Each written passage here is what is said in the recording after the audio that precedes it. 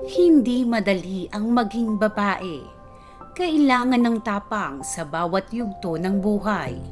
Mula sa pagdadalaga, pagbubuntis, pagiging ina, hanggang sa pagtanda. Kasabay ng mga responsibilidad na kanilang pinapasan, dumarating din ang iba't ibang hamon sa kalusugan tulad ng mga sakit sa matres at ovaryo, hormonal changes, menopause at iba pang kondisyong nangangailangan ng agarang pag-aalaga. Sa kabila nito, hindi lahat ng kababaihan ay may kakayahang magpakonsulta sa doktor. Marami ang nagtitiis ng pananakit, labis na pagdurugo at iba pang mga sintomas dahil sa kakulangan ng pera, panahon o takot na malaman ang kanilang tunay na kalagayan. Ngunit sa pagdiriwang ng ika-455 anibersaryo ng lungsod ng Maynila, isang makabuluhang pagkakataon ang naihandog upang mas maraming kababaihan ang mabigyan ng libreng konsultasyon, tamang impormasyon, pag-asa at pangangalagang nararapat para sa kanilang kalusugan. Nasa department ako ng OBGYN, tungkol sa mga sakit ng mga babae, sa mga pagbubuntis. Kaya nung parang nagkaroon ng usapan tungkol sa ano ang magagawa namin para sa Araw ng Maynila, nag-offer ako na sabi ko, kung gusto ninyo, pwede kaming magbigay ng libreng konsulta. So, naisip ko, as an extension of yung HUGS program namin, magbibigay tayo ng libreng konsulta sa mga kababaihan para kung sakaling sila ay pang-operasyon, ipapasok namin dun sa aming HUGS program. Higit pa sa libreng konsulta ang handog ng Manila Med.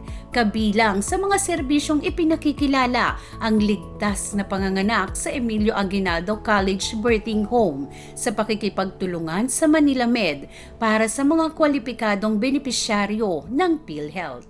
Mayroon din itong programa para sa libreng operasyon at iba pang serbisyong pangkalusugan na naglalapit ng dekalidad na pangangalaga sa mas maraming kababaihan.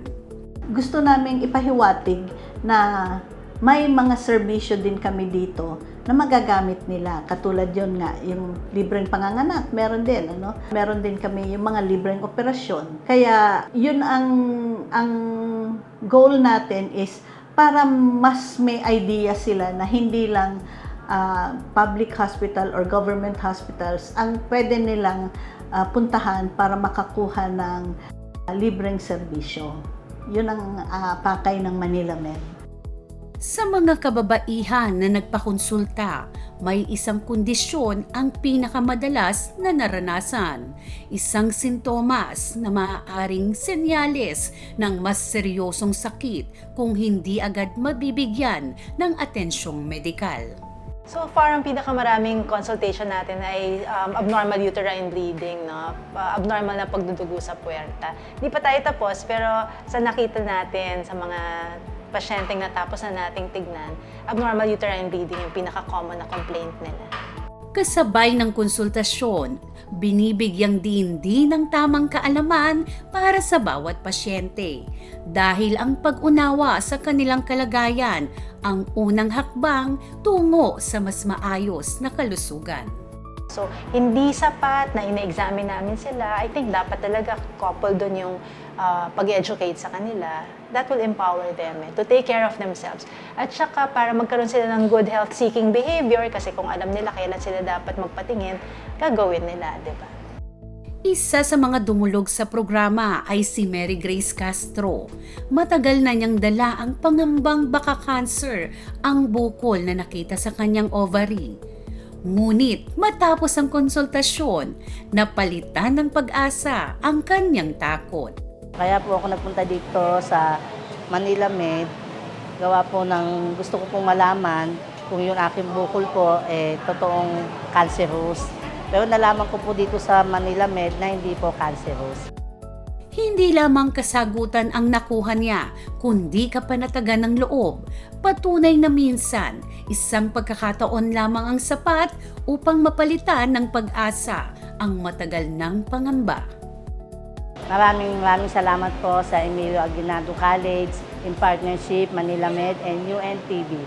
Dahil po sa inyo, serbisyo, nabawasan po ang aking pangamba sa aking sakit. Maraming salamat po. Hindi rito nagtatapos ang malasakit sa pamamagitan ng mga programang pangkalusugan at regular na check-up. Layunin ng Manila Med na maagapan ang mga sakit bago pa man ito lumala. Kailangan may regular na check-up, at least once a year sa gynecologist. Kasi ayaw natin magkaroon muna ng sintomas bago magpakonsulta, no? Kasi by then, may sakit na, baka malala na. But if they come to the clinic, magpatingin on a regular basis, kahit once a year, natuturuan sila, na-examine sila, na iiwasan ang pagkakasakit. Sa bawat konsultasyon, sa bawat sakit na naaagapan, sa bawat kalusugang napangangalagaan, ipinapaalala nito na hindi madaling maging babae. Kaya pahalagahan natin ang ating mga asawa, ina, anak, kapatid at lahat ng kababaihang mahalaga sa ating buhay. Ang pagmamahal ay hindi lamang naipapakita sa mga salita, kundi sa pagtiyak na naaalagaan ang kanilang kalusugan. Dahil sa huli, ang tunay na malasakit ay hindi nasusukat sa halaga ng serbisyo, kundi sa mga buhay na napangangalagaan at nababago nito.